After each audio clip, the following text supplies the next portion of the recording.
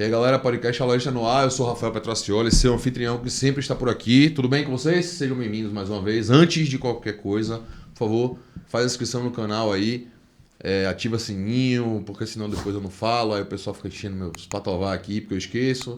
E aí no final eu vou falar de novo, mas você já faz logo agora, né? Pra gente poder conversar agora tranquilo. Eu queria dar uma boas-vindas a uma pessoa que eu não vejo há muito tempo. Tudo bem, Ivy? Como é que você tá? Eu achei que era convidada que você ia dar boas-vindas. Eu até pergunto, você conhece? Não, conheci agora, que eu não vejo há muito tempo, é você.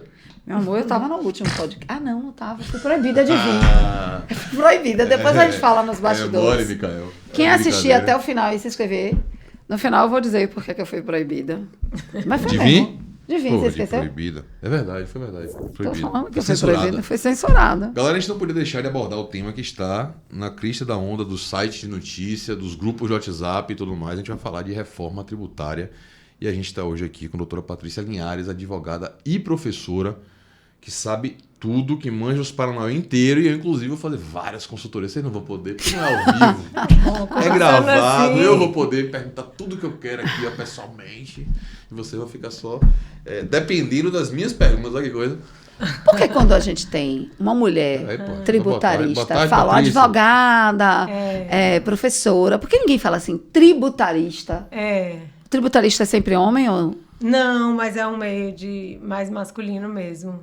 Mais masculino. Bem-vinda, seja bem-vinda, viu, Padre? O pessoal daqui.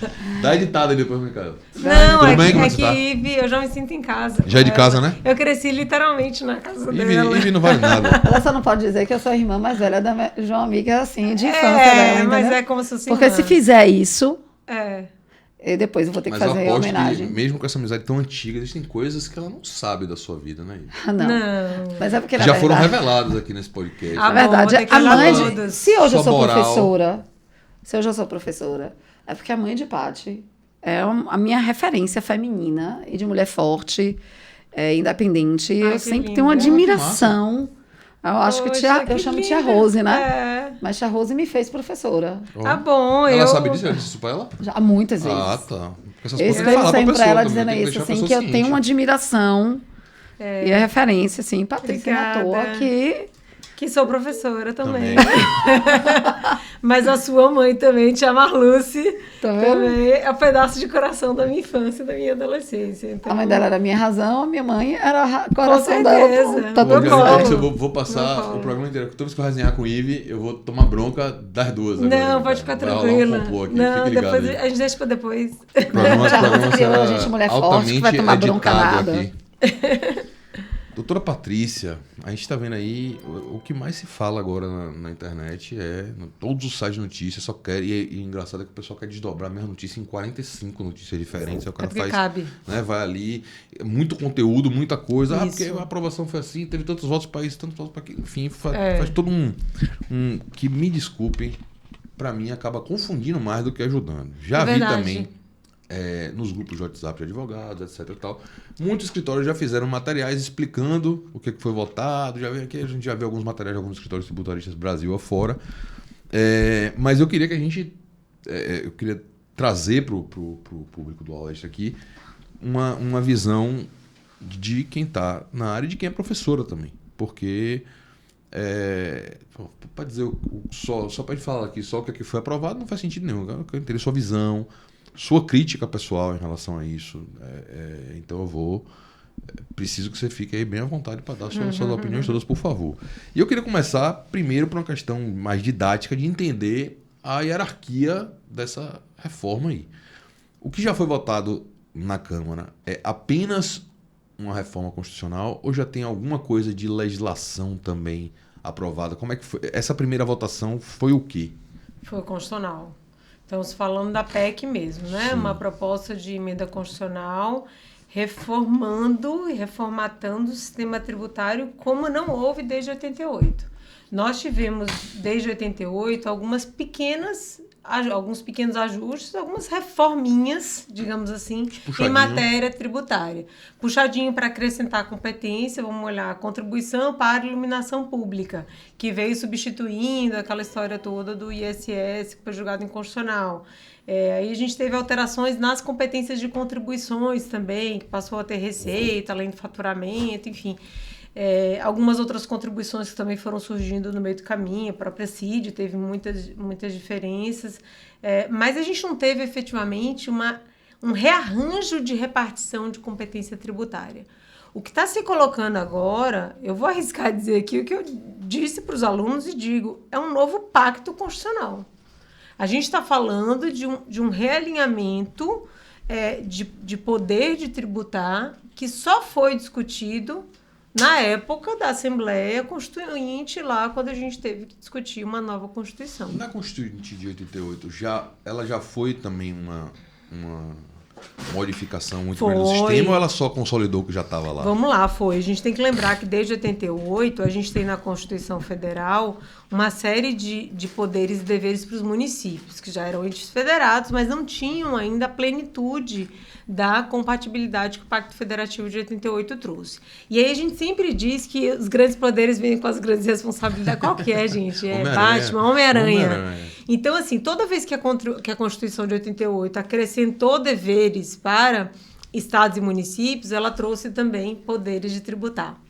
Então, a gente viu que uma série de competências, desde saúde, educação, que foram espalhadas pelos entes federativos, vieram com contrapartidas tributárias. Então, na verdade, se a gente for olhar, vamos fazer uma viagem histórica aqui para 87. Vamos discutir lá de 87 para 88 o que estava em cima da mesa. Qualquer coisa, né? A gente tinha um outro momento social, um momento em que permitia se discutir qualquer tipo de tributo e os poderes e deveres de cada ente federado.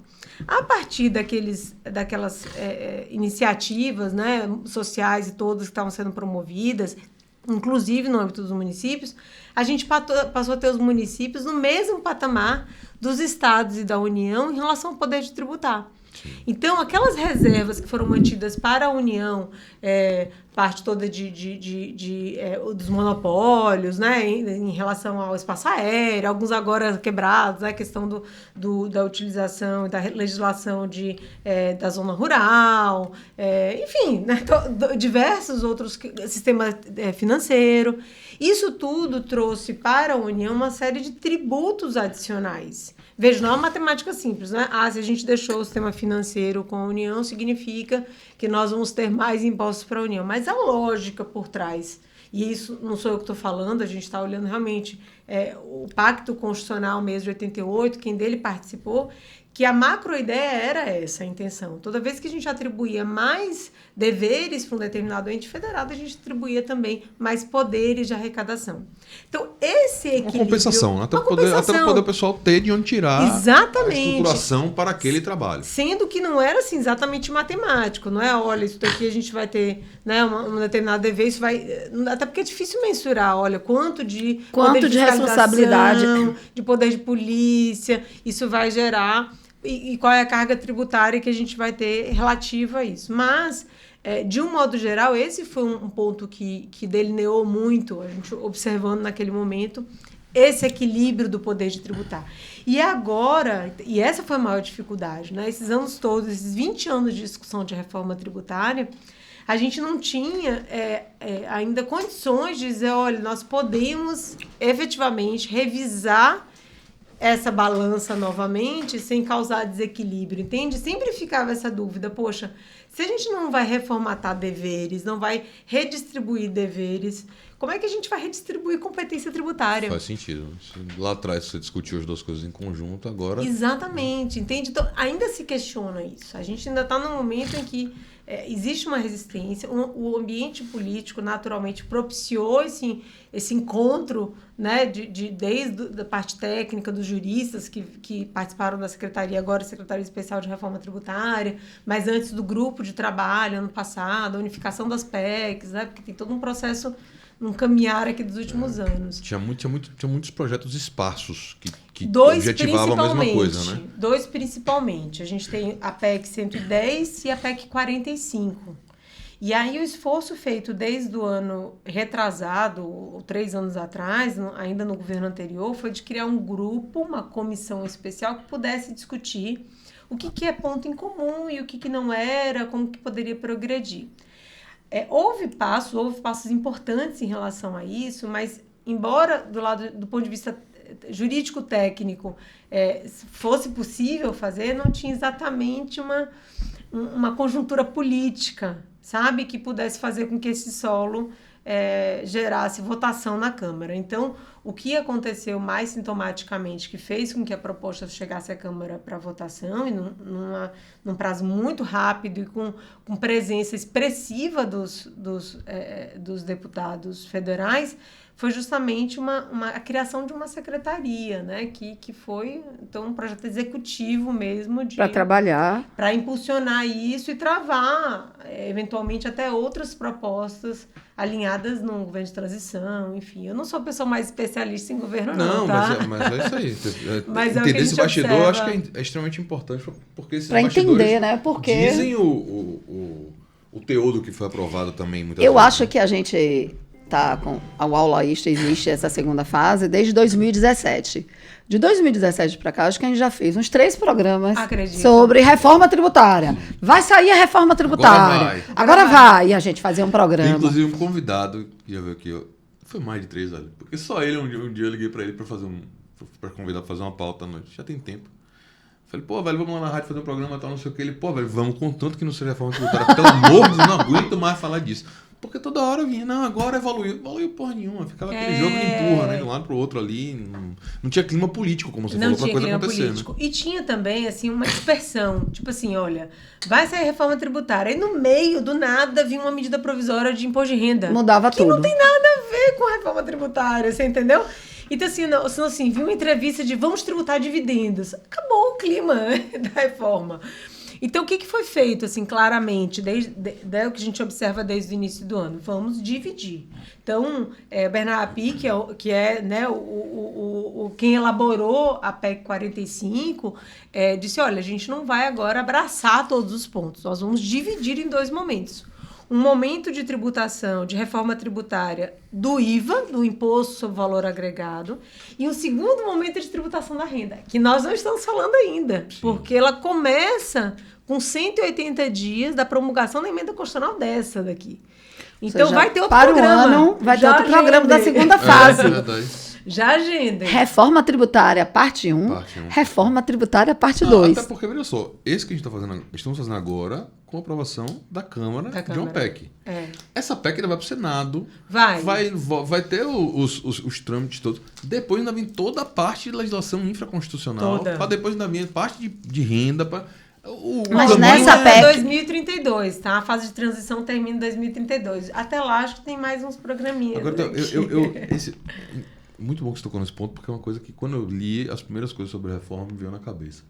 Eu não consigo ter sentimento de segurança jurídica nenhuma. Porque a gente cresceu pré-plano real. De que vai chegar no 2032... Que você pode confiar. Daqui para lá vamos mudar esse negócio de novo. Gente, nós... É muito nós tempo. 3 e mais um monte de gente que pode estar ouvindo aqui.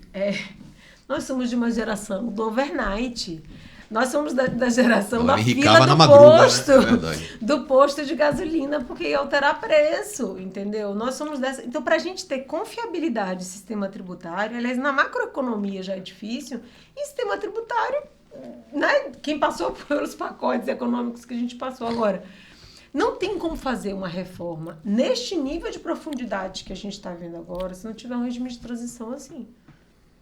Entende? Se a gente tivesse algo mais imediato, a ruptura seria gravosa a ponto de comprometer a autossuficiência, questão da diplomacia, aspectos macro de desenvolvimento do Estado perante terceiros mesmo, olhando de um ponto de vista mais mundial. Então, como tributo é um elemento, eu sempre brinco, a primeira aula de direito tributário, os alunos do 8º, normalmente 8º ou 9º, dependendo da faculdade, né? Eu falo assim, olha, gente, com todo respeito aos colegas de outras matérias, mas direito tributário é quem paga a conta. Então, eu acho importante vocês saberem que é lindo, é maravilhoso, eu não vou aqui, né, julgar meus colegas de direito privado, mesmo de direito público que estão lá, né, lutando. Administrativo. Administrativo, porque no final do dia, quem está pagando esta conta é a matéria tributária. Então, a gente entender se esse dinheiro, né, é possível ser cobrado ou não, porque o financeiro nem olha isso, direito financeiro. O dinheiro financeiro, ele só olha se aquela receita é pública, se ela está enquadrada lá como despesa corrente, como receita corrente, se a receita é tributária. Assim, ela nem discute se poderia ser cobrado ou não, né? Então, eu brinco, mas por isso que eu volto a dizer assim, eu acho que a gente está realmente nesse ponto, né, que a gente começou aqui a conversar.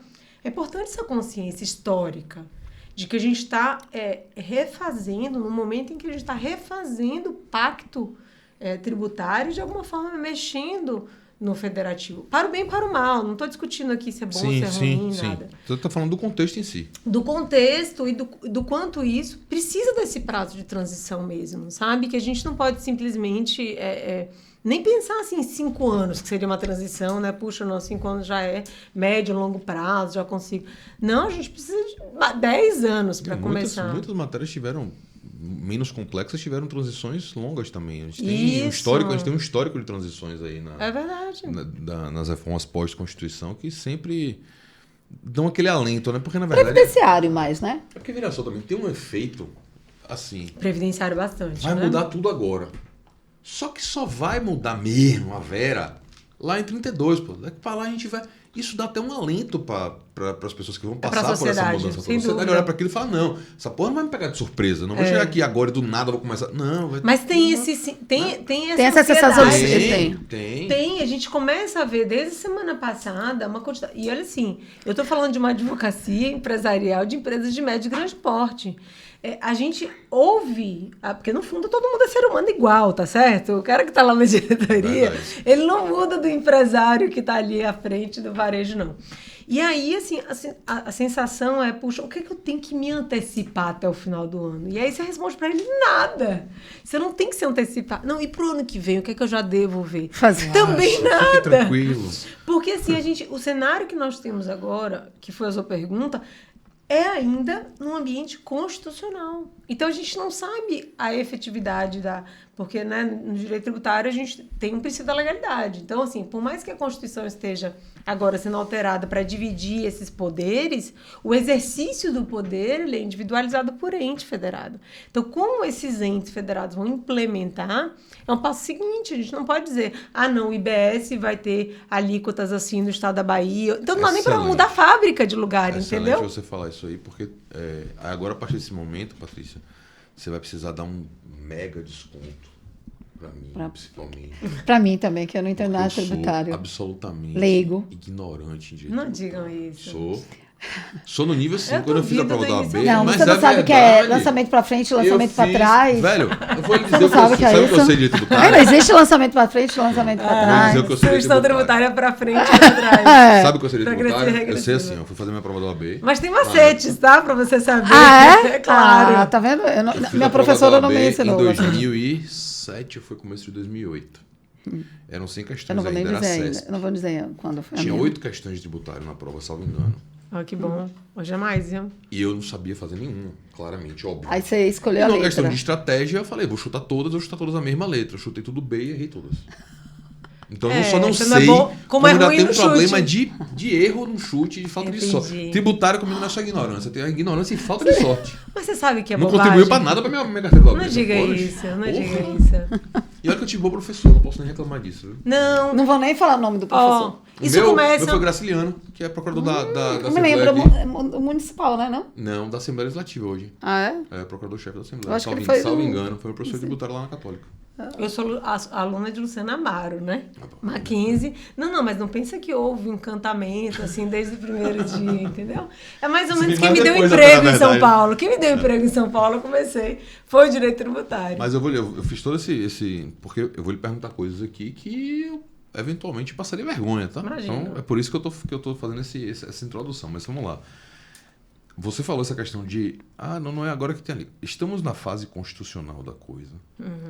Não é o momento em que está sequer... Então, toda vez que a gente vê as pessoas discutindo, porque a alíquota vai aumentar... Isso não é nem agora.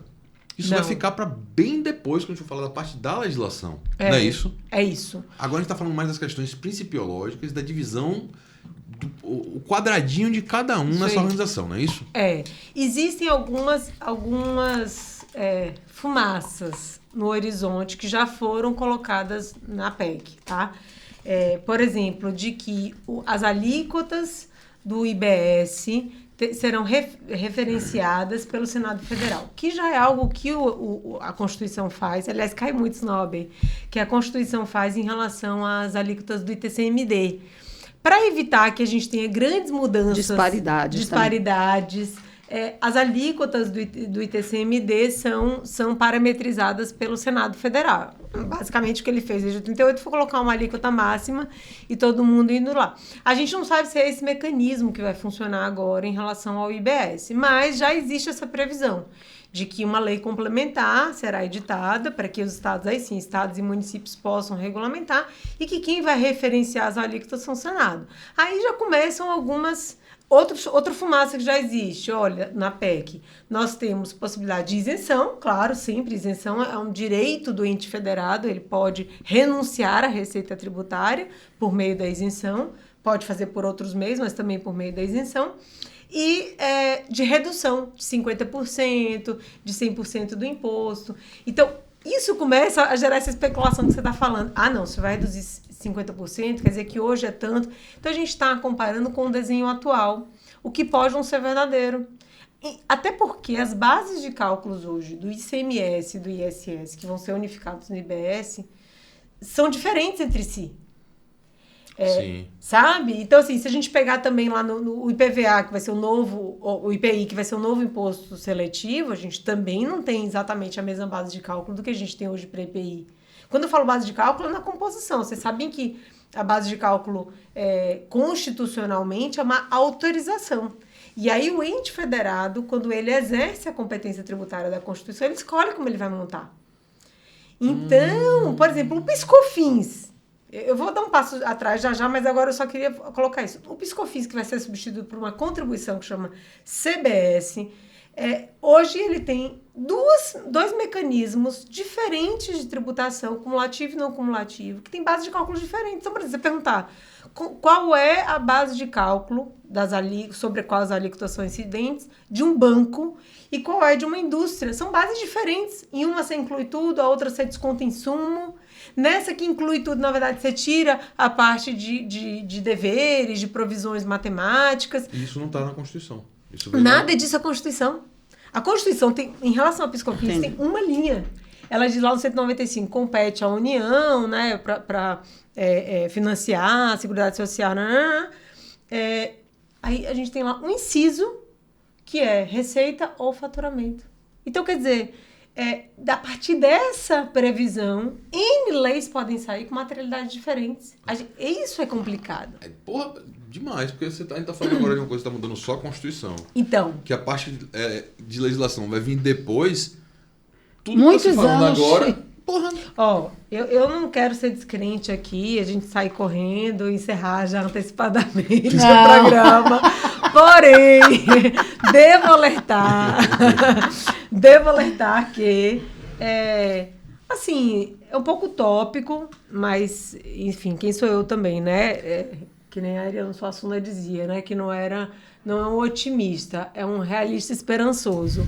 Então, dentro da qualificação de realistas esperançosos, a gente tem que ter a visão de que o objetivo principal foi simplicidade, exoneração da carga tributária, né? Facilitação da compreensão do sistema tributário.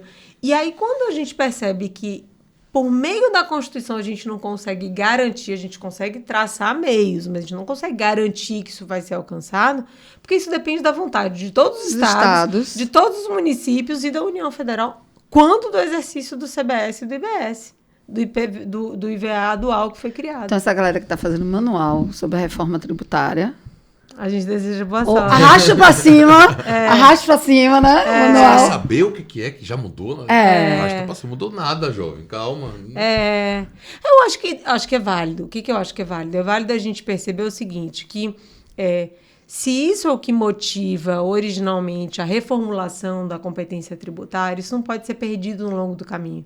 Você sabe daquelas interpretações constitucionais que a gente tem que dar. E no direito tributário, a gente leva muito em consideração a interpretação constitucional. É? À luz da Constituição. Você sabe que, falando em interpretação, eu só lembro de DJ, né? Didier falou aqui na mesa, né? Sobre de normas de alteração do CPC, quando ele foi pensar, de normas que foram criadas e todo mundo acha que tem uma lógica constitucional. Que foi uma inspiração do além. Não. Aí depois ele vem contar, ele contou até um caso que ele encontrou, era alguma coisa sobre custas a gente costuma, principalmente dentro da academia, né, fazer essas elucubrações sobre a origem normativa.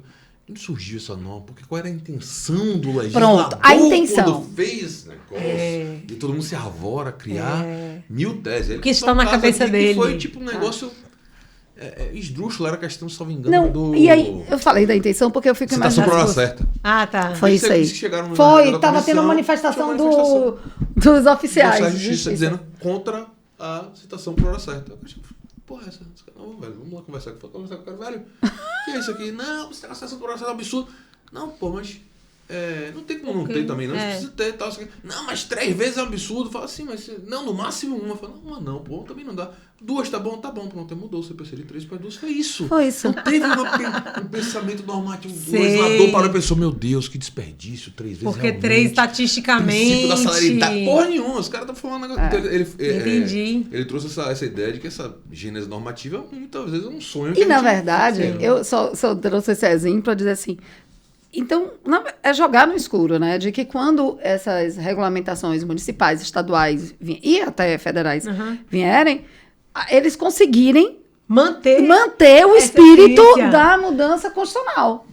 Oremos, choremos. Entendeu? Pronto, mas vamos lá. A gente sabe que o procedimento de alteração constitucional ele é muito mais trabalhoso, difícil, depende de um consenso muito maior para aprovação do que de legislação federal e a mesma coisa para a legislação dos estados e dos municípios. A gente está tendo agora, teve a aprovação dessa proposta de emenda à Constituição só na Câmara, ainda vamos para o Senado.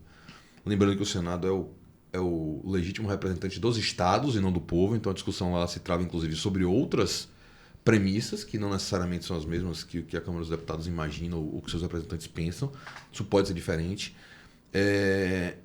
Depois, quando isso passar, considerando que praticamente tudo ali, o que não for alteração, por exemplo, de CTN, teria que ser lei complementar, salvo engano, não é isso? Sim. O que for legislação, lei ordinária, é uma votação muito mais simples, passa com muito mais facilidade. Pode virar uma bagunça institucional. Por isso que é tão importante esses limites, esses tetos estarem bem definidos desde já, entende? Quais são os setores que serão beneficiados. E aí a preocupação é porque, como a gente tem... Né, qual foi o primeiro carro, abre alas, da reforma tributária, se a gente for pensar 15 anos atrás, 20 anos atrás? Guerra fiscal. O Brasil saiu de ICM, que era um outro imposto, para ter o ICMS a partir de 1988. Novas competências, a possibilidade de tributação muito diversas, alíquotas interestaduais e um mundo que foi ficando cada vez mais integrado. Então, as dificuldades passaram a existir quem vai tributar, por exemplo, serviços digitais. ISS, ICMS, é uma nova competência? Quantos TCCs são feitos em relação a esses assuntos? E aí, quando a gente olha desse desafio, desse carro abrir alas, a gente se questiona o seguinte, olha, é importante que já na PEC, esse parece ser um tom muito assertivo dessa proposta, é de já criar esses limites, entende? Principiologicamente, restringir a possibilidade da gente criar novos ambientes de guerra fiscal, na medida em que a gente vai ter um único tributo. Claro que a gente tem que combinar com o Poder Judiciário, né, com todo mundo para ter essa leitura. Especialmente porque são pessoas como nós e como quem está ouvindo aqui que nasceram num sistema tributário diferente. Né? A gente vai ter um novo sistema tributário. Eu cheguei em casa, o dia que foi aprovado, eu cheguei em casa e falei, gente, lá vou eu. Estudar tudo de novo, começar do zero. Aquelas aulas todas que já estavam prontas, minha gente, né? Perdi tudo. Como? E redita as coisas. Você cede pro professor de História do Direito. Exato. Não quero isso não, pelo amor. Ninguém vai, é o tipo de aula que ninguém vai, né? Todo mundo quer saber como está a cabeça do legislador, mas ninguém quer lembrar. Exatamente. Qual foi o histórico. Acho uma chatice, né? Falar. Igual o Código Civil Antigo. Você vê, Exato. quando você faz a comparativo, não, porque no Código Civil Antigo a pessoa está lá olhando para outra coisa. Porque atualmente aí ela volta a atenção. Ela não tá nem querendo saber o que é o Código Antigo, falava concubinato. Bobagem, né? Eu, particularmente, sou... Do Código Antigo. Eu adoro falar dessas coisas. Claro, gente, a gente precisa... Não, você ainda fez o OAB no Código Novo. Quem fez no Código Antigo? Eu também. Você também, Paty? Também. Só você que é novinho daqui da mesa. E, no entanto, conhece o Código de 1916. 16. Ele é falso, novinho. Ele fez faculdade tarde já. Já era casado, pai de 2 filhas na época que ele fez faculdade. Ô, Micael, bota uma legenda. Deixa eu te falar uma coisa. Mentira, por favor. Só me lembro de um parêntese pra contar. Que eu encontrei um colega seu de faculdade essa semana. Porra, para de contar minha história de faculdade aqui. Eu tô Não. todo mundo aqui, velho. E aí, já basta o ele veio me dizer que assistiu o programa de Cristiane e ele falou assim, aquela história era Rafael. Depois você conta, Patrícia. É mesmo, hein, gente? Agora conta. Não vou nem esperar. Sabe que tem um colega de sala meu que hoje é procurador do Estado de São Paulo. Sim. Que me mandou uma mensagem também. Porra, bicho, assisti aqui e vi sua cara de pastel quando o Cristiane contou aquela história do meu. Eu falei, puta que... Você conhece alguém? Você conhece alguém que pediu autógrafo na xerox do livro do autor? É mesmo. Você fez isso? Filho, e era professor dele. Foi na ingenuidade. Não, é sério. Tem contexto. O que o professor falou? Porra, o professor ficou puto. Né? Reprovou ele, claro, né, Patrícia? Reprovou porra nenhuma. Já tinha lançado inclusive, a era um nota. extremamente correto. Ele não me reprovou, não. Foi no dia da prova, inclusive. Ficou com pena. Não. Passou um Pix. Na época não tinha. Não tinha Pix. Tem muito tempo. Isso era 2003, pô. Não deu autógrafo. Não. Você já depois não deu. E aí eu me retei. E aí foi bom, daí. ainda teve isso. Ainda teve isso. O problema foi esse, não foi pedir a. E vou O dizer, problema foi o pós. Entendi. O pós é que foi uma merda. E provavelmente essa época que Rafael pediu esse autógrafo era uma época que o Ministério Público começou a ficar em cima das faculdades e irem fazer fiscalizar na central de xerox. Exatamente. E as era pastinhas dos professores. pronto, Exatamente. E a disciplina era direito penal. E o professor era amigo do Ministério Público. Bom, aí você foi longe demais. Né? E aí a gente daqui nessa vez, Ive trouxe essa história idiota aqui na mesa. Não prescreveu com Cristiane ainda. Gurgel aqui. Bom, entendi. Que era professora da Católica na época. Quando o Ive terminou de contar assim, ela falou... Foi você o cara da Xerox? Eu conheço essa história. Essa história todos os professores da época conhecem. Eu falei, não posso mais porque provavelmente o professor chegou na sala e o professor falou assim, que absurdo.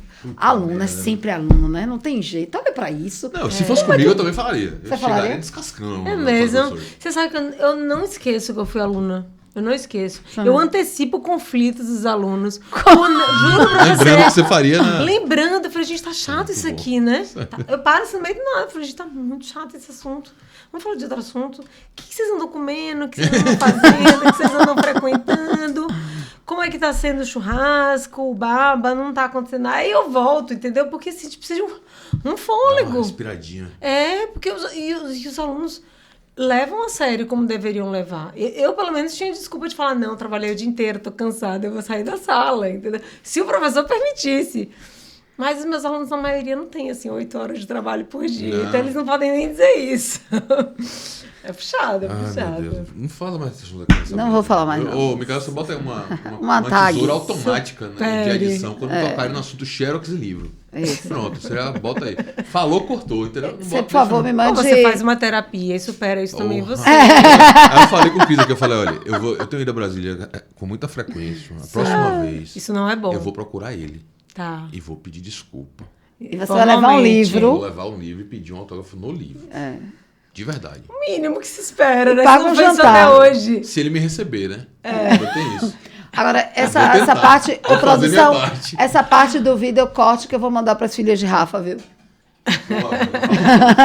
Umas coisas que eu fico com vergonha de falar, porque você tem filho pra educar, né, bicho? Você tá lembrando as coisas que você já fez, fala, puta Mas a merda, imperfeição velho. é importante, Que né? A loucura. gente Também faz mostrar parte, isso. né? Faz parte. Tem umas doideiras muito... Não, bora falar de tributário, que é muito melhor do que ficar Vamos, falando. muito melhor, Das impropérias muito da vida melhor. alheia, viu, Micael? Por favor. Se você permitir, eu vou começar a falar do início. Por favor, a gente permite Então tudo vamos lá, aqui. porque é o seguinte, as pessoas estão falando, mas são 2 tributos. Como Só é que 2 fica? tributos? Na verdade, veja, a gente tem agora, a partir dessa emenda constitucional, um IVA dual. Lembra que eu falei para vocês que eram 2 propostas que caminharam mais fortemente, que começaram a ter mais, que a 110 e a 45. Elas foram unificadas. Então, esse consenso político que a gente falava também foi fruto disso, de se ter compatibilizado as 2 propostas. Uma falava do IBS e a outra da CBS. Agora a gente passa a ter esses 2 tributos, uma contribuição sobre bens e serviços de competência federal. Vai substituir o quê? PIS e COFINS, que já são federais também. E é uma contribuição. Porque isso tem importância, inclusive, na destinação do recurso. É diferente. Não só a destinação, a referibilidade material. Ou seja, sobre o que eu vou cobrar, tem que ser a retribuição. O impacto tem que ser naquele mesmo universo de contribuintes, né? Que é o princípio da referibilidade lá da contribuição, das contribuições brasileiras. E essa vai ser o federal. Essa é federal. CBS, contribuição sobre bens e serviços. Vai substituir o PIS e COFINS. PIS e COFINS. Vai entrar mais alguma coisa aí? Todos os PIS e COFINS. Quando eu falo todos, é o cumulativo, não cumulativo, importação. Todas as espécies. Todos os PIS e COFINS. Até 2027, quando eles passam a ser extintos. Então, a gente passa a ter o início da CBS. Agora, desculpe. Progressivamente. Como é que vai ser essa progressividade? Porque aquela coisa, né? Ou substitui, ou você vai pagar uma guia. Você vai pagar guia de PIS, uma de COFINS. Ou uma de CBS. Em algum momento você vai parar de pagar guia de PIS e COFINS, vai pagar de CBS. Vai ser só daqui a... Nós vamos sobreviver com todos eles durante um período. Pronto. Essa fase você não sabe. Vai ter um período. Ô, Micael, eu não vou nem fazer essa pergunta. Ô, gente, reforma. Reforma. Reforma dentro de casa é assim. E a pessoa vai escolher? Não, claro que não escolher. Vai pagar mais. Vou jogar pra frente, quem cair. Eu quero, vou fazer o seguinte, eu posso pagar uma guia de PIS, uma de COFINS, ou eu posso juntar as 2 no de CBS e pagar? Vamos ver, né? Vamos ver se é porque isso é um ponto que eu trouxe até pra gente colocar aí no, assim, é bom quando a gente tem mais perguntas, né? Do que a gente pode trazer de resposta. A gente quer fazer várias consultorias, eu tenho várias perguntas também a fazer. Total. Não vai ser tanto mais, eu percebi, porque a parte da legislação não foi. Não foi, ainda. Não. Então as você vai ter que guardar. Limitadas, vou ter que guardar para o próximo programa. Próximo, alguns próximos da frente. Mas, por exemplo, as obrigações acessórias. Quando a gente fala de simplificação tributária, no fundo, se você perguntasse para a gente mesmo, no nosso dia a dia, é muito mais de entender a tributação e para as empresas é muito mais o dia a dia de você aplicar. Então, assim, se o estrangeiro, quando você vai atender uma empresa estrangeira, eu já tive essa oportunidade algumas vezes, eles perguntam assim, como é o imposto de renda no Brasil em relação às empresas? Aí você fala. Aí ele fala, então tá ok. Não, eu só falei do imposto de renda. Eu não falei da contribuição social sobre o lucro líquido, eu não falei da PIS, eu não falei da COFINS, eu não falei do IOF, e nem sobre os tributos sobre a operação. Aí eles falam, o IVA. Não, aqui não é IVA. Aqui é IPI, é ICMS, o ISS e, eventualmente, outros tributos específicos, como PVA, IPTU e tal. Então, assim... E que cada canto tem o seu, então que cada estado vai ter o seu, que cada município... Você vai ter que saber qual é o ICMS Bahia, ICMS São Paulo, né? Então, assim, para quem está olhando, sendo apresentado, olha, esse é o sistema tributário, né? Se a gente fosse chegar num país e ver... Quando você olha lá os tributos, te dá uma percepção de clareza. Isso é uma coisa que pode ser atendida claramente aqui na PEC, tá? Na nova emenda constitucional. Que é você chegar e identificar claramente, olha, eu tenho aqueles outros tributos que vão continuar existindo, imposto de renda, o IOF, esses que eu mencionei, mas você passa a ter 2 contribuições em uma só, que é a CBS, e 2 impostos num só, que é o IBS, um imposto. Então, assim, o BS continua nos os dois sobre bens e serviços, aqui uma contribuição, como você bem chamou a atenção, e outra um imposto. Lembrando que o imposto não precisa ter referibilidade nenhuma, aquela coisa toda. Onde quiser. O imposto, eles estão dizendo que é subnacional. Por que subnacional? É de municípios e estados, porém com uma regulamentação única de lei complementar, que é justamente para não ter o problema da guerra fiscal. Da guerra fiscal lá. Mas permitindo que estados e municípios legislem. Senão não ia passar nunca isso aqui, né? Pô, professora, mas agora como é que a gente vai ter isso regulado? Uma lei complementar para tudo, que é ótimo. Porque uma vez a gente recebeu um convidado lá para falar de reforma tributária. Procurador do Estado, se não me engano, professor Harrison Leite. Sim. É de lá, né? O último programa que a gente foi, inclusive, ficamos numa discussão... Ele tem escritório lá, na nossa terra. Na Beira Rio, inclusive. É na Beira Rio? É. A gente não sabia se chamava ele de Harrison ou Harrison. Cada um foi chamando de um jeito durante o programa. Vocês não combinaram antes? E no final ele falou que era Harrison. A ideia da mãe dele no começo. A da minha mãe queria que fosse Alisson. Eu falei, porra, tá vendo? Pergunta inicial. Esse Alisson você inventou agora. Não, vai no primeiro programa, ele falou. Vamos ter que trazer essa parte da gravação agora. Ele falou que não é que chamou ele de Alisson, não. É que a intenção da mãe dele era que fosse Alisson. Entendi. Mas ele permite. Virou Harrison. Que bom, mesmo. né, gente? E ele falava da questão da normatividade do ICMS. Sim. Ele falou, velho, se você tiver 5 vidas de advogado, de estudante de direito, você não vai conseguir estudar tudo de ICMS que tem em todos os estados. Porque as regulações são muito complexas. Ele falou isso, inclusive... Gente, eu nunca me esqueço. Um escritório que eu estagiei fazia tributário. E aí tinha as regulamentações de ICMS, prévia... Era digital, né? Então era tudo impresso. Tudo. Que loucura era aquilo. E ele falou de um Continua só não impressa. Ele falou de um jeito que parecia que era ainda mais complexo do que a questão do ISS, apesar de você ter 5 mil municípios e só 27 estados mais o Distrito Federal. É mais complexo. Né? Que era muito pior da forma como ele colocou lá. Aí você vai ter uma lei complementar que, em tese, vai reunir esses regulamentos em uma especificidade normativa que vai ser essa lei complementar. Isso. O que vai sobrar para a legislação estadual? É a alíquota? Ou nem isso? Alíquota. Mas que já vai ter teto para determinar. Já vai ter o teto, o mínimo, o máximo, enfim, referenciada. A alíquota é referenciada pelo Senado. Mas, assim, ainda assim vai dar uma margem, entendeu? De tal forma que, assim, tem um grande receio da gente continuar tendo algumas guerras fiscais, isso que eu tô pensando entendeu? Aqui, tá mitigando a guerra fiscal. Você pode dizer, não... Veja, tem um outro ponto também que está se superando nessa questão do IBS em relação à guerra fiscal, que é se tributar o destino. Tá. Então, hoje a gente tem um problema, assim... Isso já foi muito discutido, né? Muito, porque é uma luta imensa. Você reforça a desigualdade estadual, contrariamente ao que a Constituição prevê. Que ela prevê justamente que o sistema tributário esteja voltado a trazer maior igualdade, não só na sociedade, mas também nas regiões, né? A questão enfim, princípio da uniformidade. Aí tem vários princípios que trazem isso à tona. Mas vai se corrigir isso, ótimo. Então, na Constituição já está claro que é destino, ninguém vai ficar mais discutindo agora se é a origem, tal. Também facilita a questão do tributo digital, né, dos serviços digitais, que também era outra discussão. Qual é a origem do streaming da Netflix? Né? Lá onde é gerado o filme, é onde eu pago a assinatura, é a sede de São Paulo, lá em Barueri, nem sei se estou sugerindo aqui uma ideia. E agora no destino. Então, ninguém tem dúvida de quem é o consumidor. Quem é o consumidor da Netflix? Sim. Aquele que está assistindo, ou que poderia estar. Então, assim, se supera um pouco isso. Porém, mantém a possibilidade das alíquotas e bases de cálculo serem definidas. Porque, veja, se o poder de tributar nasce limitado, então, hoje já é assim, sempre será. Todo o poder de tributar, ele só é ilimitado no estágio abstrato anterior à promulgação. Então, assim... Tá. Antes mesmo da Constituição, sim, lá na Assembleia Constituinte, a gente pode dizer que houve algum momento de um poder ilimitado, que a própria Leomar Baleiro diz absolutamente teórico, abstrato, sabe? Né? Aquelas coisas quânticas do túnel lá da Suíça, porque na realidade você já nasce com esses deveres de fato. Você não pode dizer, olha, renuncio a toda a tributação. Ótimo, mas o Estado não vai ser livre. Você vai ter que depender de outros países te financiar. Então, quando a gente fala do poder que nasce já limitado, muito claramente toda a reforma, essa inclusive, ou mesmo que fosse uma nova Constituição, seria limitada, o ente federado ele só pode ir até este limite. Então, significa dizer que ele pode ir abaixo desse limite. Sim.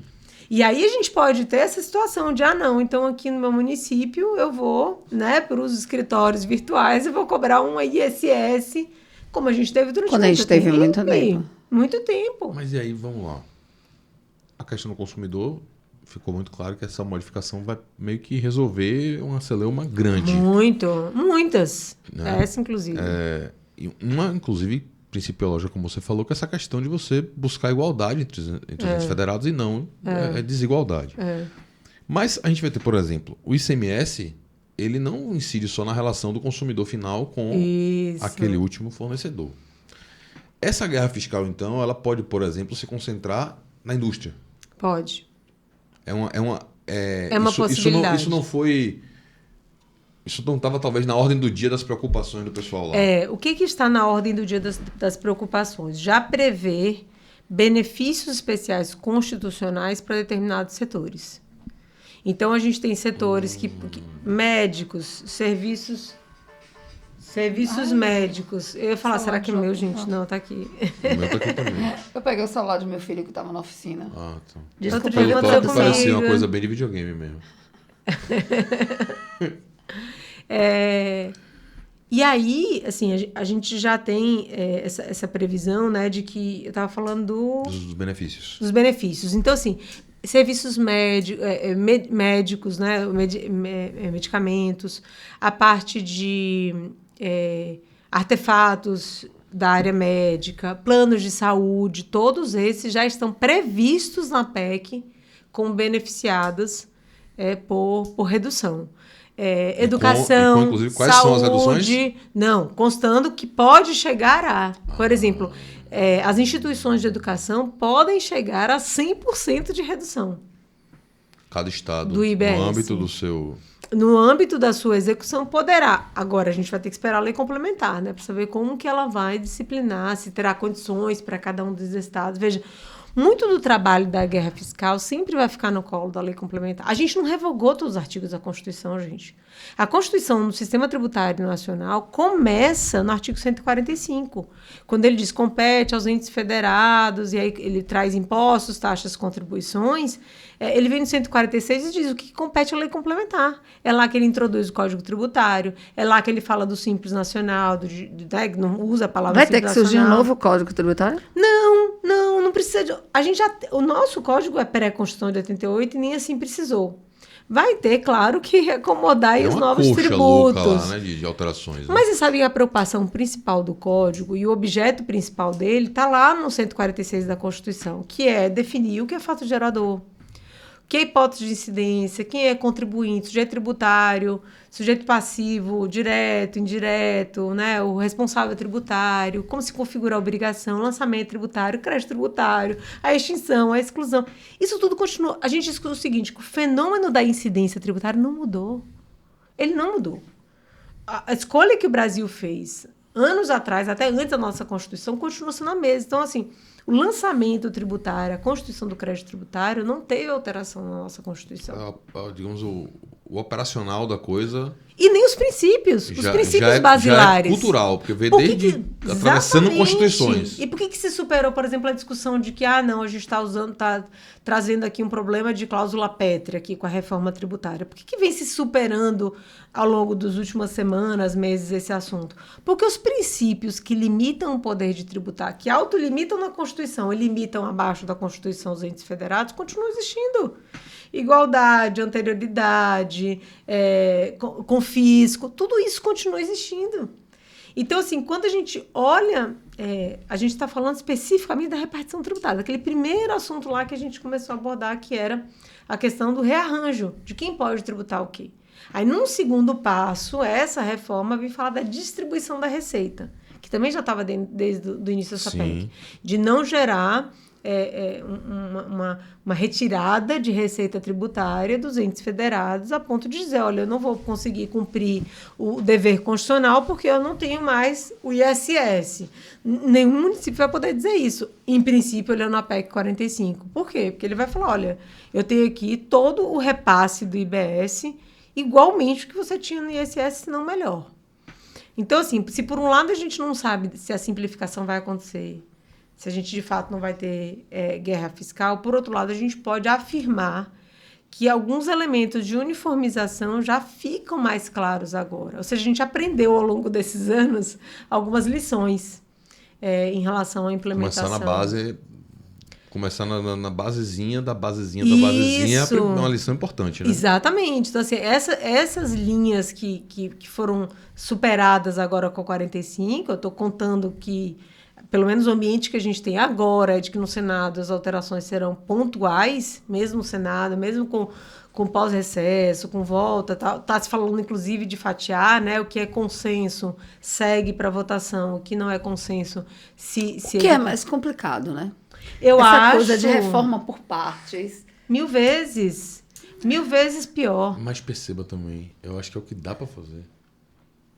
uma reforma fosse feita de uma vez só, o consenso ia ser... Talvez a gente ficasse mais de 20 anos para poder votar um negócio desse. Mas aí é que tá, me dá aquela ideia de descer na goela, sabe? Por outro lado, é o jeito de fazer, não tem muito ponto de correr. Porque pelo que eu entendi, a divisão ela se deu basicamente pela... primeiro consumo, depois a renda. Isso. O IOF entraria onde? Nem estamos falando ainda. Não muda. Nem vai continuar não, do jeito que existe. Tá. Algumas coisas todas não serão alteradas. Não fala serão. Só de consumo e de renda. Não, nem IPVA, nem IPTU. Tudo vai permanecer como está. Como está. Tem algumas alterações. Por exemplo, agora na PEC 45 já tem a previsão de que o ITCMD, que é que chama ITD, será progressivo até 8%. A gente tem estados que têm progressividade. Rio de Janeiro tem progressividade. Aqui a gente tem alíquotas diferentes. Mas a maioria dos estados no Brasil tem uma alíquota única para todo tipo de base de cálculo, enfim, de fato gerador. O IPTU, que hoje a base de cálculo pode ser definida pelo Poder Executivo. Com a PEC, agora tem a previsão de que o próprio imposto, ou seja, as alíquotas também poderão ser definidas pelo Poder Executivo. Então, agora a gente pode falar em exceção do princípio da legalidade, né, que cai sempre em prova de tributário, né, essa coisa de exceção do princípio. O Executivo vai poder mudar a alíquota do IPTU. Só porque quer. Sem precisar da chancela da Câmara Municipal, por exemplo? Aqui a gente pode falar só porque quer, mas na verdade, né? Como contribuinte, a gente tem como questionar isso. Falar assim, olha, não... Mas ele vai precisar do aval do Legislativo. Não vai precisar do aval do Legislativo. Isso é uma porrada, viu, velho? Eu acho também perigosíssimo. Isso é uma porrada. Perigosíssimo. Por outro lado... Porque vai ser um jeito de compensar esse ISS. Mas também... Falar assim, diminuiu minha carga. Agora que tem o IBS, Sim. eu não tenho mais o meu ISS autônomo como eu tinha. Então, IPTU. Agora ficou contigo. Só que, veja só, por outro lado também, eu acho que deixa até mais claro de que a população cobra isso. Porque quando você tem, vou dizer, o caso de Salvador, por exemplo, passou por uma reforma do IPTU logo no início da gestão, foi de Assemineto, né? Há dois primeiro mandato dele. Eu lembro, aquilo teve um ônus político para ele gigantesco. Reputação, imagem, né? Política. E pouco respingou na Câmara Municipal, que também deveria ter sofrido esse mesmo ônus, porque participou do processo de maneira talvez igual.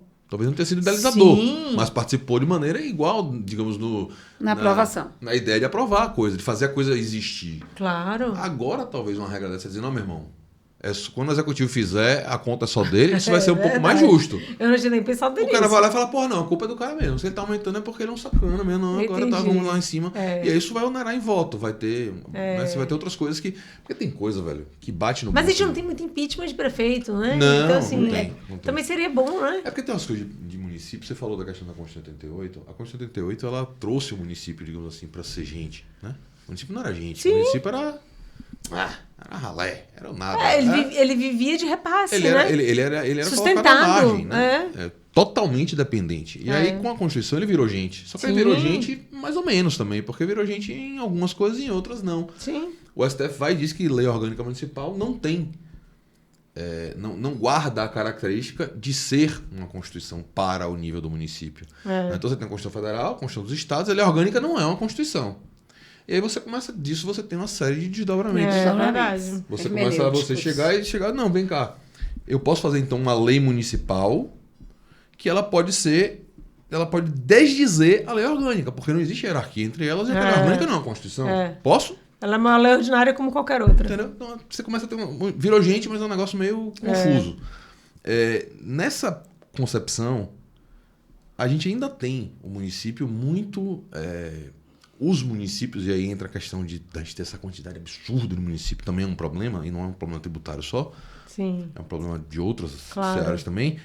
Mas muitos municípios viraram gente, mas continuam absurdamente dependentes dos repasses de Estado da União, sejam os repasses obrigatórios, sejam principalmente os voluntários, porque os obrigatórios, o nego repassa porque não tem que repassar, não tem jeito. Mas chega na hora do voluntário...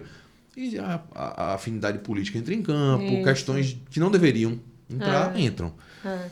E aí, isso tudo foi para lhe perguntar o que vai ser modificado em relação a esses repasses. Eu não sei se vocês lembram, anos atrás, 2008, talvez, a gente teve alíquota zero do IPI de carro novo. Sim, lembro. E eletrodoméstico branco. Sim. Linha branca. Que você fala, por que não a de inox? Por que não a vermelha? E era branca mesmo. Era branca. Só branca. Ainda bem que... Bom, para carro devem ter feito, porque a quantidade de carro branco também é grande, né? Enfim, mas... e aí, vocês lembram que teve a marcha? Não sei se vocês vão lembrar. Talvez não, porque isso é muito do universo tributário. Teve a marcha dos prefeitos. Que é um movimento que aconteceu também em 88, claro, numa outra proporção agora. Até porque ninguém tem o fôlego mais, então foi uma marchinha pequena, né, da esquina ali do Planalto, nem percorreram a esplanada toda. É muita gente. Não, é muito engraçado. E aí, o que a gente pode observar daquele período? Qual foi a questão? União, você diminui IPI, eu vivo do seu IPI, porque realmente metade da receita de IPI é distribuída para os municípios. Entendi. IPI agora é substituído por eu não falei dele, porque ninguém está considerando ele como um terceiro tributo da reforma. Todo mundo fala do PIS/COFINS, que é substituído pela CBS, o ICMS e o ISS substituído pelo IBS, e o IPI substituído por um tributo que se chama Imposto Seletivo, de competência federal, e que, na verdade, ele tem a única finalidade de castigar. Então, ele castiga tudo que é ruim para a saúde e para o meio ambiente, que também é uma demanda popular. Bebida, cerveja. Todos os produtos que poluem. E aí é um problema sério, né? Porque o que não polui, né? Essa discussão vai ser... Indústria limpa, o que é indústria limpa, o que não é. Aí começa a se colocar crédito de carbono, entra ou não entra. Se comparar crédito de carbono, então assim, não adianta a gente antecipar essa discussão. Mas o fato é, a gente deixará de ter IPI. E aí? Entende? Então, assim, não, mas aí a compensação vai ser dada no mesmo valor, porque isso é uma conta matemática. A Constituição, quando ela faz a divisão de poderes, ela não sabe quanto que vai. Ela tem estatísticas de quanto hoje, mas a gente não sabe quantas indústrias vão evoluir a ponto de você ter mais indústria limpa do que indústria suja. Sim. E aí, de repente, esse imposto seletivo começa a ser reduzido, e aí a gente começa... sabe? Então, assim, é um debate político no sentido... polissocial mesmo, sabe? Não uma discussão, mas que acaba no município, no cofre do município. Porque tem uma expressão horrorosa que eu não posso falar aqui. Não, o Tiquinho eu falaria. Mas a União, nessa brincadeira de fazer uma redução a zero de um IPI, como foi feito nessa época, ela está se divertindo com o dinheiro dos outros, né? Porque ela corta a alíquota inteira, porque a competência é dela, mas aquele dinheiro não fica todo no bolso dela. Não. Então ela, digamos assim... O que é? Ela toma a responsabilidade ela faz graça por metade, fazendo graça com o dinheiro dos outros. Sabe o que é interessante? Outra coisa que eu também falo para os alunos que é o seguinte, que a gente fica assim, você vê jovens, né? Especialmente alunos jovens, chegam e falam assim, não, porque eu sou muito independente, não sei o quê. Você não é independente enquanto você não paga as suas contas. Sim, claro. Isso é o raciocínio que norteia o sistema tributário. Você não pode dizer que um país é independente se ele vive de dinheiro de outros países. Você não pode dizer que um estado é independente, entre outros estados, se ele vive de transferência da União. E o mesmo vale para os municípios, sabe? Então, assim, aquele grito de liberdade, né, que a gente brinca com os jovens, porque é a coisa mais próxima, né? Que nem a gente fala de princípio da igualdade, eu falo, gente, quem tem irmão aqui? Começa assim, quem tem irmão nessa sala? Que quem tem irmão sabe do que a gente vai falar. Quanto é difícil falar de princípio da igualdade. A mãe fala, eu amo os dois igualmente. Você fala, mentira. Nunca foi, nunca será. Na minha casa são 3, igual a casa de Ibe. Então, na minha casa, o preferido é meu irmão, sempre. Sempre foi. Aí o príncipe da casa. Eu vi isso, sempre foi mesmo. Isso, sempre foi, tá vendo? Sempre foi. Tá vendo, minha mãe? Lá em casa eu não vou falar, não, porque eu quero que minha mãe escute, né? Então eu vou falar na sua casa, você quer? Filha. Que absurdo. Você, não? Sim, não, eu a do meio. Aqui que foi castigada por todos os lados. Não, filha, Adriana. Claro. Caçula. Caçula, não tem. Sempre. Complicado. Então, assim, para os municípios, essa lógica, e toda a lógica da PEC, funciona muito, porque se você fazer compensação financeira, não é compensação tributária. Entende? Então, compensação financeira é resultado de arrecadação.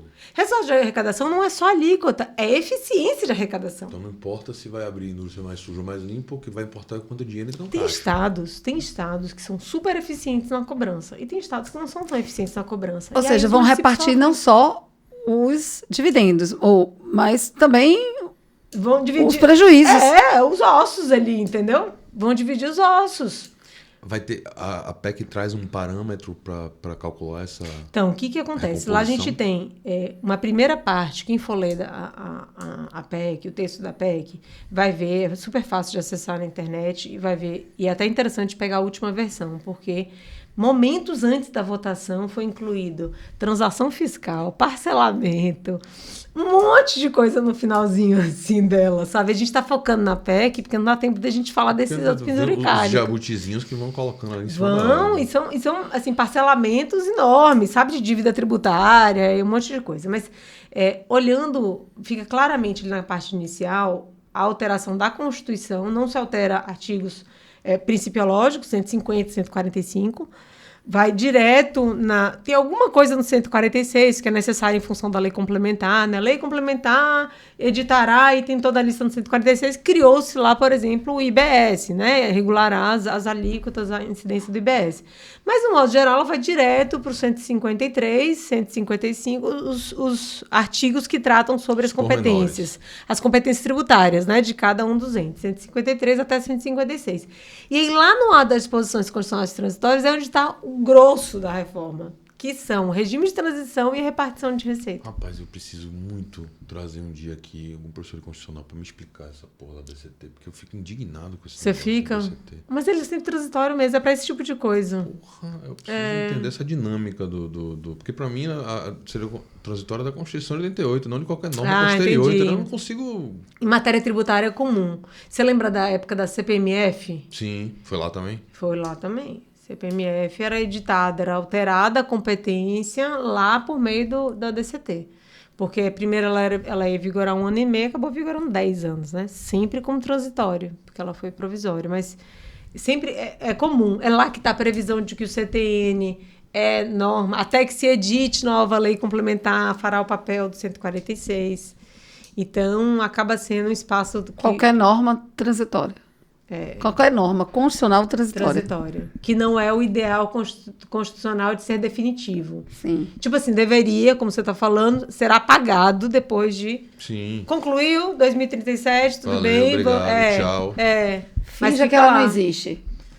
Só que a gente tem créditos fiscais. O problema daqui, a gente tem uma série de problemas. Por exemplo, quando você falou um negócio agora que vai ser um... Crédito de CMS. Como é que você vai fazer para crédito de PIS/COFINS? Não, e são créditos, veja só, são créditos que não prescrevem, porque são crédito escritural. O que prescreve é crédito tributário. Crédito escritural é crédito de imposto. É imposto que eu tenho escriturado que eu posso compensar nas etapas subsequentes. Então, o empresário, se ele quiser parar de fechar o botequim dele durante 1 ano e reabrir no outro ano, esses créditos vão continuar existindo. São créditos da escrituração. São ativos dele ali. São ativos, que hoje em dia, inclusive, ele pode vender, não podia, né? Até meados dos anos 90. Então, quando a gente observa essa transição, ela precisa ser longa até para isso. Para você permitir que o crédito de um tributo seja utilizado ainda à época do mesmo tributo e para os novos tributos a gente consiga ter onde é que eu posso sabe assim, compensar esse crédito? E qual é a moeda? Eu não sei. Porque você lembrou no real? Não sei quantos reais vão ser R$1, sabe? Então, assim, não estamos falando de moeda. Estou só brincando aqui. Mas, assim, quanto referência. De recolhimento de ICMS vai ser crédito de IBS? Porque, se veja só, isso vai afetar o município. Até hoje, o crédito de ICMS só afeta o Estado, Sim. Né? Então, tem o fundo de compensação que está criado lá também. Enfim, são coisas mais técnicas. No meio desse bolo, dessa questão dos fundos, hoje a gente tem os fundos de participação dos estados. Continua. O fundo de participação dos municípios também continua. Continua, os dois. E eles participarão eles serão utilizados para poder fazer essas compensações todas aí? Essas compensações. Tanto o Fundo de Participação dos Estados quanto de municípios, eles levam em consideração o IDH como principal. Tem outros elementos de composição, mas o principal elemento é a IDH. E isso continua sendo forte, né? Então, assim, um município receberá, teoricamente, mais receita, não de transferência voluntária, de transferência obrigatória constitucional de receita tributária, em função via IBS, em função do IDH. Então, essa lógica dos fundos continua. Esse fundo que eu falei agora, que é o fundo de compensação, é um fundo de compensação da receita do Estado enquanto ele não tiver arrecadado plenamente IBS, durante o regime de transição. Só isso, não é mudando FPM e FP. Eu já descobri porque eu não sou tributarista. Já descobri porque eu não sou. Você achou ruim? Não, não é isso. Eu não sei decorar tantas siglas. Não, mas peraí, né? A pessoa trabalha com isso há mais de 20 anos. Gente, são muitas siglas. Isso é maluco. Não é? Eu acho que mais siglas que vocês, só médico. Mas vem cá, eu jamais faria, por exemplo, uma OAB na área civil, na sua área. Eu acho loucura quantos institutos a vida fazer humana. OAB civil, realmente a pessoa tem que ser não, dodói. mesmo atuar, mesmo atuar. Isso é maluco. Qualquer pessoa sendo do seu lado fala assim, então, porque aí não sei o que é no inventário. Eu falo, anoto, depois consulto com alguma amiga. Não tenho a menor ideia. É a história do ramo que o cara...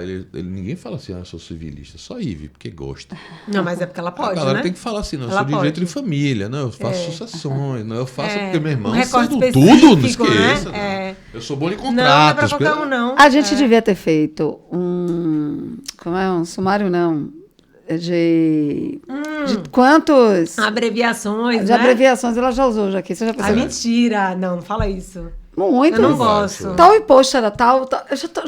Não, mas é dos impostos. Né? Aí pode usar, aí tudo bem, né? Pode. Todo mundo só fala assim, não tem jeito. ICMS, ISS. Tá liberadíssimo. Aqui. Porque na prova não, tem que escrever o nome todo. Seu aluno não pode botar? Seu aluno não pode colocar o nome? Ele bota IGF. Desconheço.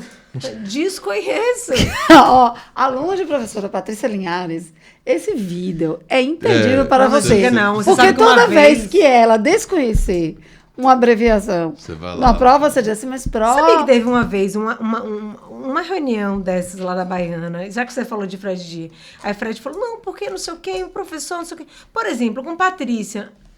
Eu falei, o que ele vai falar de mim, meu Deus? Aí ele falou assim, então assim, quando a aluna fala assim, é impossível, você já sabe que é tributário, você já sabe que... Opa, não é assim não, Fred, não. Eu acho que é um pouco.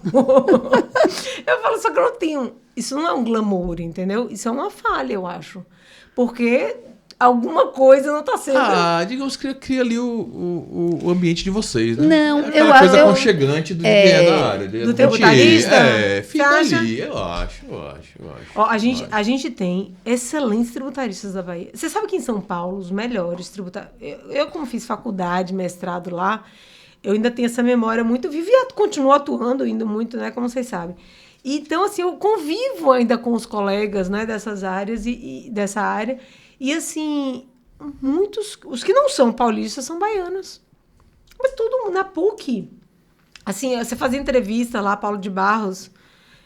Ele perguntava só pro forma. Porque, na verdade, ele já sabia que você era baiano, entendeu? Ele já sabia. Porque, assim, se você não tem o sotaque, se o seu R não é de paulista, pelo menos na nossa época era assim. Sim. Com certeza. Mas você também não tem sotaque de baiana. Não, mas eu era chamada de baiana, né, Ive? Lá. Não tem jeito, não tem jeito. Então, assim, tem muita gente. O baiano, e aí eu sei que vocês têm, né? Aqui a gente tem gente ouvindo a gente tudo quanto é canto, sim, mas existe uma questão de assim, se jogar em áreas, sabe? Se colocar em áreas pouco ortodoxas. Acho que da disposição mesmo, né? Da gente falar assim, isso aqui não vejo problema não, aqueles fantasmas, não, porque tal coisa, o baiano não vi besteira. Mas eu acho que é porque tributário é um campo de liberdade, criatividade de teses. Se é um lugar, se é um ramo do direito que você ainda tem a possibilidade de ser criativo na questão de teses, sempre foi no ramo tributário. É difícil você criar teses revolucionárias em direito civil. Sim. E normalmente no tributário, as teses, quando são criadas, são teses que vão deixar a gente muito ganhando muito dinheiro, né? Nunca... Sempre vem coisa assim. E aí, talvez, como dizem que os baianos são criativos, talvez seja essa a correlação, entendeu? Que exista. Na verdade, é você conhecer as regras e, em cima delas, você conseguir pensar de uma outra forma. Tem gente que fala assim, não, mas planejamento tributário é sempre uma evasão, é sempre... Não, é você combinar as mesmas pecinhas que estão na mesa. A gente vai fazer um recorte de quantas pessoas chegam aqui e falam de planejamento sucessório como uma simulação, né? Não é? Você fala assim, gente, para, pronto, ponto que vai mudar muito. Planejamentos. Nunca é ilícito, nunca pode ser uma fraude. Nunca pode ser uma evasão. Se for uma fraude ou uma evasão, deixa de ser planejamento. É isso. Claro. Mas é porque os profissionais vendem planejamento quando, na verdade, estão oferecendo jeitinhos, né? A reforma vai mudar muito com isso, com o imposto de transmissão, né? Agora, com essa possibilidade das alíquotas, o puxo para cima do planejamento sucessório agora vai ficar extremamente complicado. Agora, Patrícia, eu queria aproveitar esse momento aqui para a gente falar, porque a gente não pode deixar de falar da transição, não. Porque eu preciso entender como é que esse negócio vai funcionar. Da transição. Tá, então... Quando se fala em transição, está se falando em quê? Porque, veja só, vou voltar a falar o que eu falei. Tem 2 que vão virar 1. Quando? É só no final. Sim, a transição. Isso vai ser como? A transição serve para quê? É para um entendimento? É para o... Porque, assim, óbvio que a gente pensa nas questões mais pragmáticas do mundo. Adequação de sistemas, tudo, né? Mas não é só isso. A gente está falando... eu queria entender do macro. Essa transição vai servir para quê exatamente? Tá. A gente tem no imposto, na CBS, que é a contribuição, a transição começa em 2026. Tá?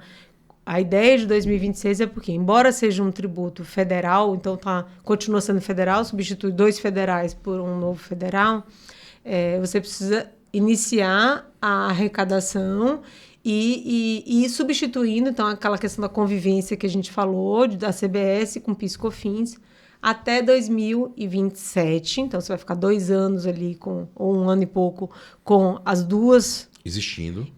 As 3, né? PIS, COFINS e CBS coexistindo. E aí, de forma que a cada mês, que como é uma base mensal, você possa ter a previsão, não está escrito na Constituição, está dizendo só que a partir de 2027, você tem efetivamente a revogação, a extinção do PIS e COFINS. Então, começa em 2026 com uma coexistência, tá? Talvez a questão, por exemplo, dos créditos de PIS e COFINS, porque uma das temáticas de PIS e COFINS é uma temática não cumulativa, que é o que vale para a indústria e comércio em geral. Então, a gente tem uma série de créditos de insumo que precisam ser, diga assim, paulatinamente sendo utilizadas por essas empresas. Mas como são incidências mensais e isso não muda a competência geral, a transição é relativamente rápida. Em relação ao IBS, a gente está tirando competência estadual e municipal. Perdão, desculpa, diga. Nesse momento da coexistência, como é que vai ser? O contribuinte vai... Qualquer coisa que eu te responda aqui, você vai ter que concordar. É verdade. Não sabemos. Só Deus sabe. Só sabemos que vai haver a coexistência. Que o regime de transição ele vai fazer com que aconteça uma coexistência. Se essa coexistência for facilitada por um único recolhimento, que isso pode ser feito, entendeu? Você pode ter um único recolhimento dessas contas, como é mesmo Caixa, né? Tesouro Federal. Sim. Você pode fazer um único DARF. Hoje não, hoje a gente faz um DARF de PIS e um DARF de COFINS. Isso. Mas vamos supor que a gente pode fazer um único DARF e a partir desse DARF o sistema já... Porque a gente tem obrigações fiscais. Hoje, quando a União pega um DARF, assim como qualquer outra guia estadual e federal, você tem, anexa a ela uma obrigação acessória, que é de periodicidade mensal, anual, depende. E aí ela consegue ler, aqui tem 100, esses 100 são o quê? Ela poderia conseguir, ela pode futuramente estipular. Se foi recolhido um DARF de 100, 50, 25 foi PIS, 25 foi COFINS, 50 já foi CBS, por exemplo. Então, a gente não sabe. Pode ser que futuramente seja assim. Entendi. A parte da obrigação acessória é papel em branco. Não sabemos. Não sabe que vem ainda. E é onde eu acho que o sistema tributário né? é onde é complicado.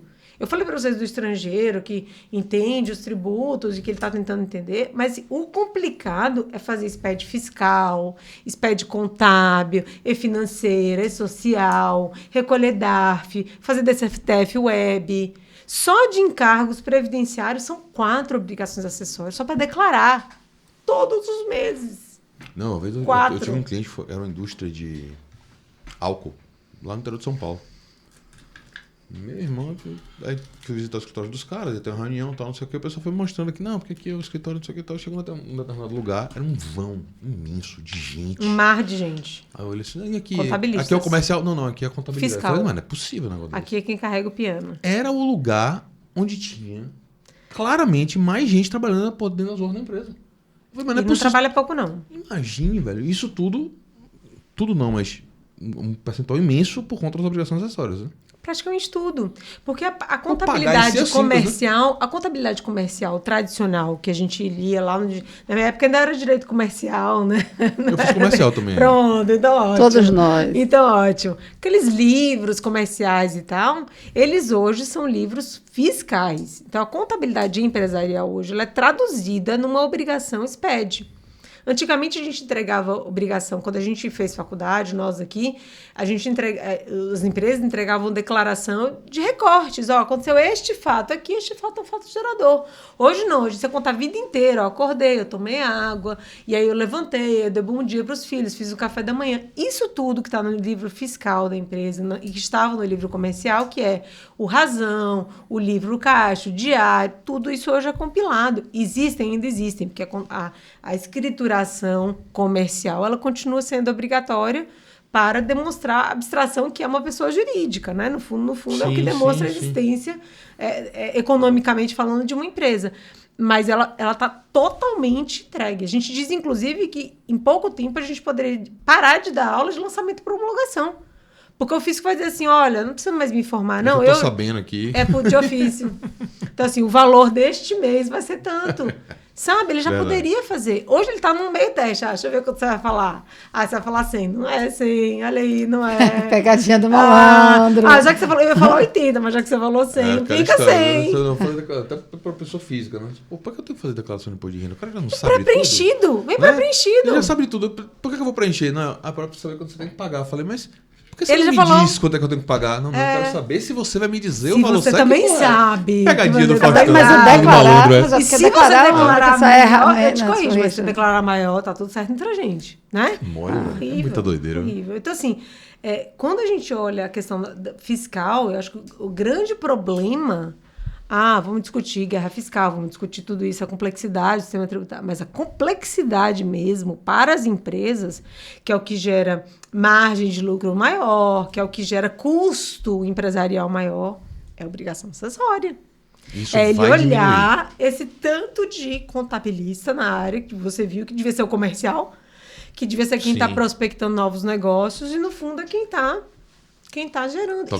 Carregando o piano. Carregando o piano. E é uma área que você não tem inteligência intuitiva. Você vai falar, vou botar uma inteligência artificial aqui preditiva. Não.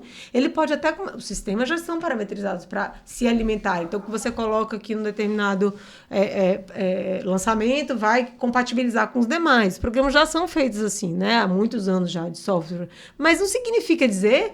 que a gente vai dispensar a pessoa que está ali enquadrando, escriturando, entendeu?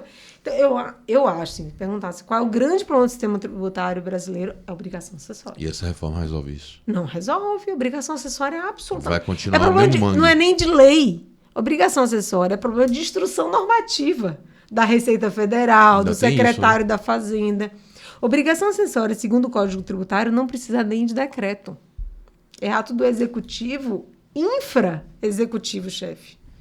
Por isso que são criados portaria. Portaria, ato declaratório. Isso é doideira, né? Sabe? Então, assim, você começa a perceber que a instabilidade está aí. Se você perguntar para o contador se ele está preocupado com a reforma tributária, ele falou, quando dá um tempinho a gente conversa. Mas, por enquanto, eu quero ajustar a SPED. Agora não, né? Agora não, porque saiu uma versão nova. Ainda tem isso, sai a versão nova, muda a base, a forma como você declara. Entende?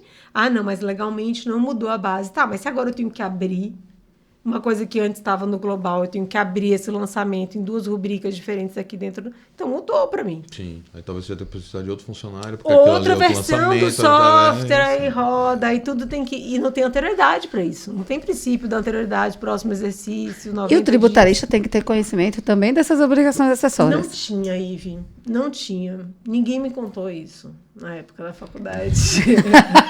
Me enganaram, né? Kinder Ovo. Não, fora que assim, na década de 90, final da década de 90 e início dos anos 2000, os escritórios de advocacia trabalhavam com pareceres jurídicos, gente.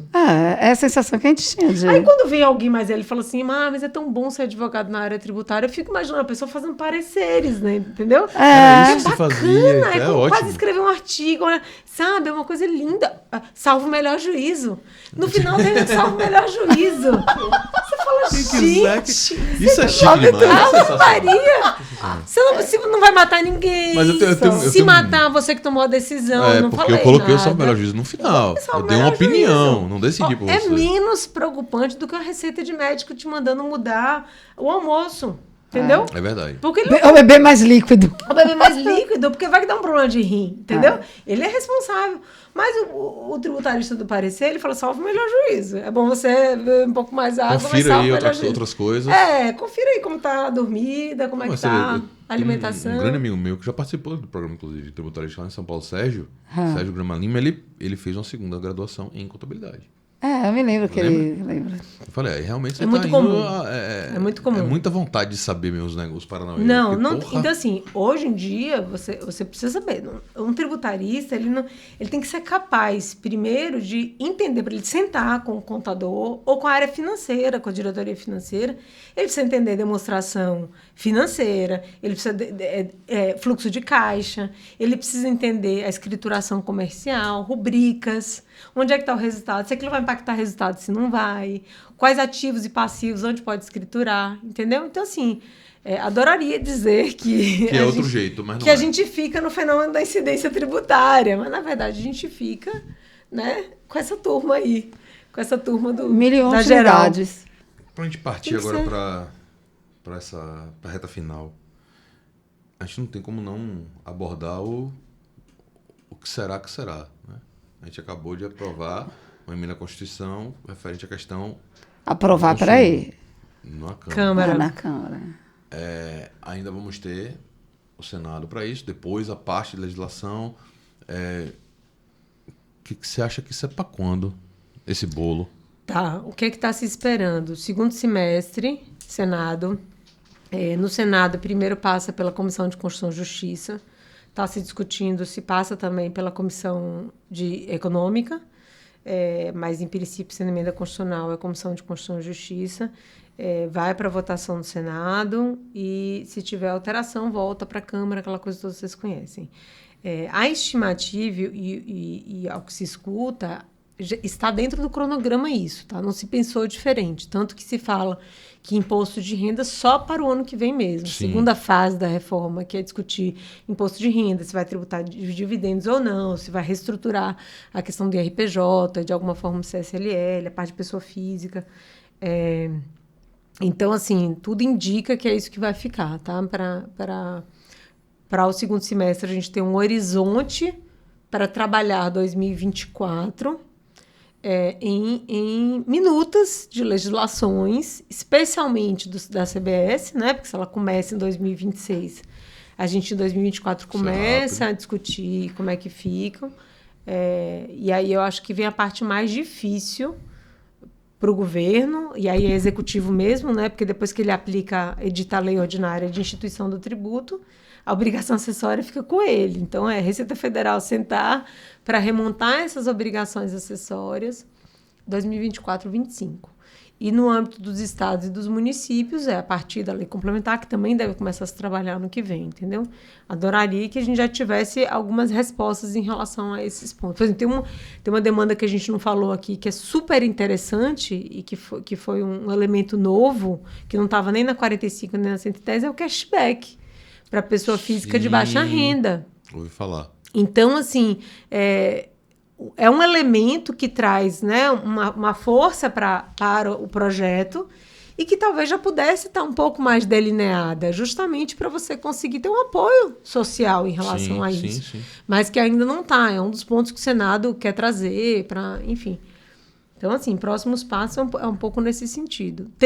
Bom, a gente falou do IPTU, a gente falou do TCMD, mas tem a questão do TCMD no exterior, que é fruto também do julgamento do STF, né, que diz que não poderia cobrar um imposto sobre herança no exterior, e agora ele volta nesse formato. Agora é hora de resolver. Vamos resolver essas IPVA de aéreo, né, dos jatinhos e das lanchas e tal, porque, embora sejam veículos automotores, por uma decisão pré-Constituição de 88 ainda, né? Antes da Suprema Corte ter a formação dela atual, já se tinha essa previsão de que não era incidente, havia uma herança assim, de sistemas anteriores. Sim. Então tem uma disruptura de consertar assim, algumas desigualdades que eu acho que é positivo também. E ontem eu vi até vídeo, e aí, especialmente em grupos de advogados, da galera já fazendo os cálculos dos impostos dos escritórios de advocacia. Rapaz, a gente vai pagar muito mais. Eu vi isso no primeiro dia. Eu vou pagar não sei quanto. Meu amigo não tem nem falando de alíquota. Não, porque o ISS, que é por cabeça, vai passar a ser alíquota. Onde que tá escrito isso?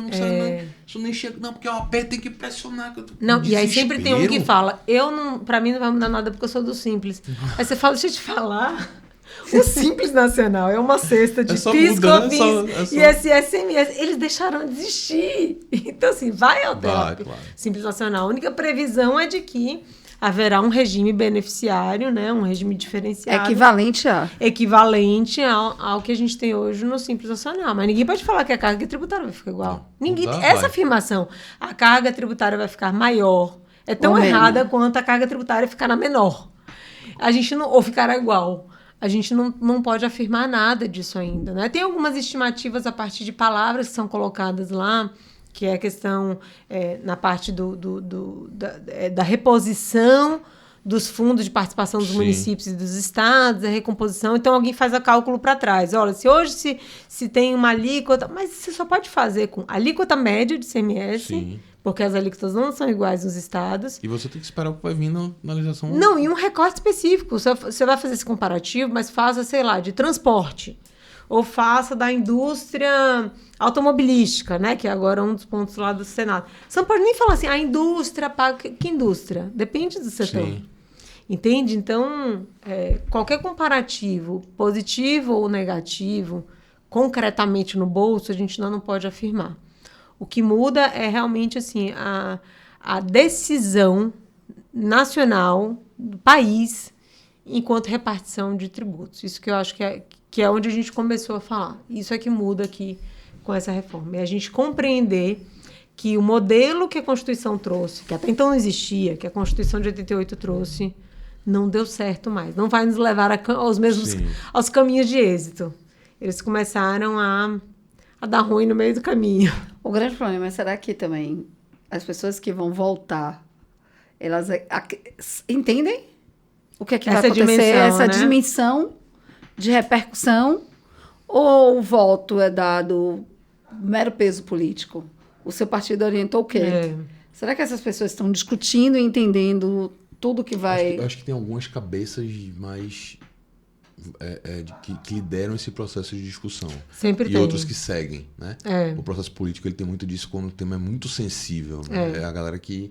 Quer ver onde você vai ver isso muito claramente? Que aí sim, eu acho que vai ser o debate quando a gente for falar da segunda parte da reforma, parte de imposto de renda. Aí eu acho. Porque aí é todo bolso vai coçar, é verdade. A votação vai ser... Todo bolso vai coçar. Então, assim, já ICMS e ISS, mesmo entre os tributaristas, muitos não atuam, quanto mais você... Então, eu acho também que muitos não têm essa dimensão do impacto, não. Não tem, não. Bom, queria agradecer. Obrigada. E, obviamente, que, querendo ou não, já está compromissada. Com as próximas aprovações, você vai ter que voltar aqui para a gente fazer essas novas análises. Muito prazer. Foi muito bom, parabéns. Foi claro. Obrigada. É um prazer enorme. E, apesar de a gente ainda estar tão no início, eu acho que a gente conseguiu aqui ter até um panorama de horizonte interessante. Até de problema, né? Esperar dos problemas também, porque... que perguntas fazer. Exatamente. Obrigado, foi massa. Não, obrigada a você, gente. Parabéns pelo programa, né? Que é isso. Todo mundo obrigada que escuta. Gente. Aqui a gente só convida uma vez, agora já virou... verdade. Já virou comentarista. Já estou de casa. Comentarista, é verdade. Lira, obrigado por estar aqui hoje. Você que nem sempre tem condição de me brindar com a sua presença. Também você veio até de gravata. Por exceção máxima, já que aqui é proibido usar gravata. Hoje eu tô aqui de gravata por acaso. Tá de joaninha por aí? Não tem, mole, Micael. Galera, obrigado por ficarem com a gente aqui também até agora. Se você ainda não se inscreveu no canal ou ativou o sininho, faça isso, por favor. E semana que vem tem mais podcast Aula Extra pra você. Um abraço, valeu, tchau.